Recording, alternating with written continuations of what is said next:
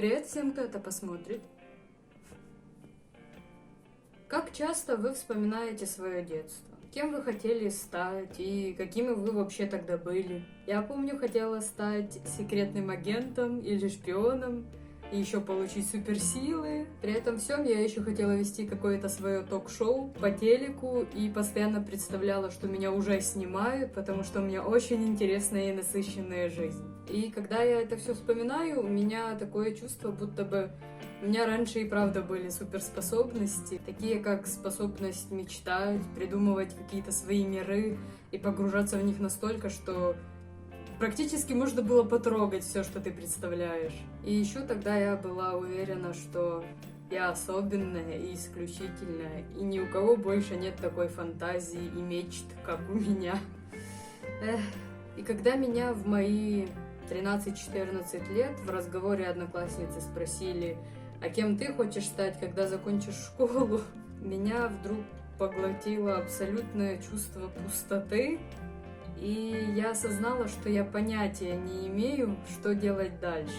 И меня потрясли мысли типа, а что я вообще за человек? Какая я? Чего я хочу? Что я могу?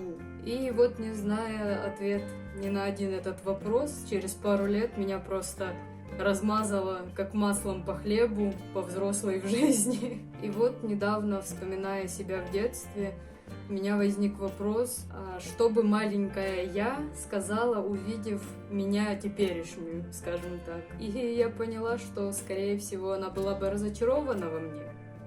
И это не то чтобы плохо, потому что не каждый из нас все-таки может стать шпионом и получить суперсилы, как бы. И мне бы пришлось очень долго ей объяснять, этой маленькой девочкой, которая любит воображать, что сейчас у меня достаточно хорошая взрослая жизнь, есть возможность вести свой YouTube-канал, что тоже своего рода мое шоу, только не такое популярное, как я себе воображала в детстве, конечно же. Но все же интересно, как с возрастом меняется наше восприятие мира, мышление, мы сами внутри. Мы буквально постоянно полностью меняемся. Хоть у нас и остаются какие-то черты характера, привычки из детства, травмы.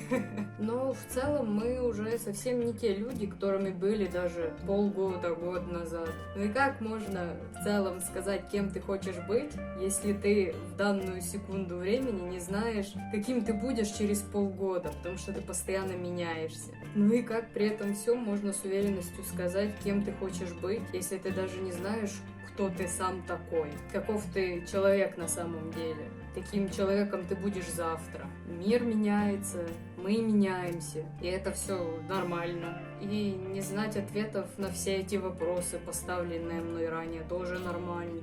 И я думаю, что в целом важнее всего прислушиваться к себе, своим внутренним чувствам, переживаниям, не забивать на них болт, чтобы в целом случайно не забыться в этой сложной взрослой жизни среди кучи детей во взрослых телах, которые когда-то хотели стать шпионами, получить суперсилы, стать космонавтами и быть ведущими каких-то телешоу. Спасибо за ваше внимание.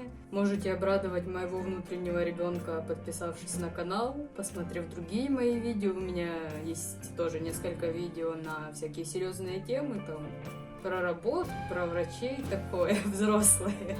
Тем более там, скажем так, очень большое разнообразие и спектр тем видео, на которые я снимала, так что должно найти что-то интересное именно для вас. И всего вам хорошего!